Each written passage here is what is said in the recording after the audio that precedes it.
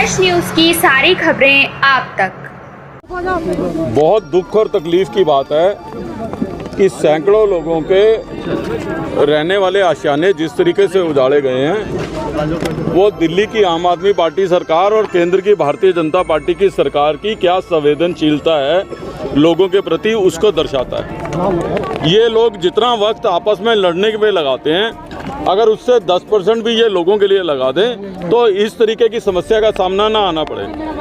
ये ठीक बात है कि अदालत का ऑर्डर है, लेकिन इस अदालत में के ऑर्डर में सरकारी वकील जब जाता है, हमारे समय में भी अनेकों केस ऐसे अदालतों में चलते थे, हमारा सरकारी वकील वहां जाके ये बताता था कि इन लोगों को हम अल्टरनेटिव प्लॉट देने की पॉलिसी बनाई है और जब इनको अल्टरनेटिव प्लॉट दे देंगे तो तब इनको शिफ्ट करेंगे। लेकिन जो है सरकार का कोई स्टैंड ही नहीं है। जब स्टैंड नहीं है तो न्यायालय ऑर्डर पास कर देता है और ये जो है इस सरकार को लोगों के प्रति कोई संवेदनशीलता ही नहीं बची है।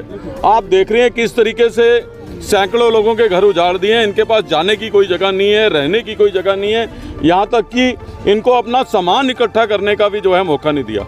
और इतने बिजी हैं ये सियासत के खेल में, गद्दी के खेल में, कि ना तो मुख्यमंत्री ना केंद्र सरकार के किसी नुमाइंदे को आज तक इनकी सुध लेने की जो है फुर्सत मिली है। मुख्यमंत्री इतने जिस स्टेट के अंदर 200 परिवार उजड़ गए हों, उस प्रदेश का मुख्यमंत्री चैन से कैसे सो सकता है, ये तो सोचने का, ये चिंता का विषय है, ये सोचने का विषय है। हम निश्चित तौर पर, खाली इनका इशू नहीं है, सेम इशू संगम विहार में हो रहा है, जहाँ सैकड़ों परिवार जो है वहाँ बसे हुए हैं और उस कॉलोनी को तोड़ने का ऑर्डर हो गया और दिल्ली सरकार के कानों के ऊपर जूं नहीं रेंग रहा, खाली अखबारों में बयान देके अपनी जान छुड़ा लेते हैं। सरकार को जो काम करना चाहिए वो कर नहीं रहे। कांग्रेस पार्टी की तरफ से हम इन लोगों के साथ खड़े हैं और आज इसी कड़ी में मैं, फरहाद सूरी जी जो दिल्ली के पूर्व मेयर रहे हैं, दर्शना जी जो निगम पार्षद जो है जंगपुरा क्षेत्र से रही हैं, हम सब लोग और तमाम हमारे कांग्रेस के साथी इस क्षेत्र के, हम इसीलिए आए हैं। आज फरहाद भाई ने ऑलरेडी, हम जो कांग्रेस की तरफ से कर सकते हैं, इनके खाने की व्यवस्था 2-3 के लिए इंतज़ाम फरहाद भाई ने किया है और हम इनका मामला अदालत में भी लेके जाएंगे। लेफ्टिनेंट गवर्नर साहब को भी मैं लिखूंगा कि आप एक तरफ तो कह रहे हैं कि ग्रैप 4 दिल्ली में लागू है और कंस्ट्रक्शन एक्टिविटी बैन है। जब कंस्ट्रक्शन एक्टिविटी बैन है तो डेमोलिशन की एक्टिविटी कैसे हो सकती है? वो अपने आप में आपके ऑर्डर को कॉन्फ्लिक्ट करता है। सेकेंडली जो है सुप्रीम कोर्ट का ऑर्डर है, ये हाई कोर्ट का ऑर्डर है कि इसको तोड़ा जाए।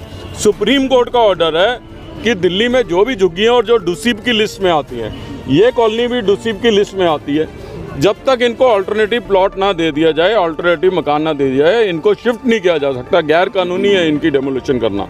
और दूसरा, हमने अपने समय में राजीव गांधी आवास योजना बवाना में बनाई थी, जिसमें सैकड़ों फ्लैट बन के तैयार हैं। वो इसीलिए थे कि जहां भी हमको इस तरीके की बस्ती को शिफ्ट करना है, पहले उनको हम प्लॉट, उनको आप फ्लैट अलॉट नहीं कर रहे हो। वो पड़े पड़े फ्लैट जो है सड़ गए हैं, टूट गए हैं, उनको वो जो है गिरने की कगार पे आ गए हैं। दूसरा, आप इन लोगों की जो है इन लोगों का आशियाना छीन रहे हो।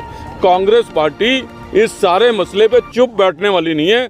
हमको इन लोगों के लिए और दिल्ली के और लोगों के लिए, उनके आशियाने बचाने के लिए अगर सड़क पे भी उतरना पड़ेगा तो कांग्रेस पार्टी उससे पीछे हटने वाली नहीं है।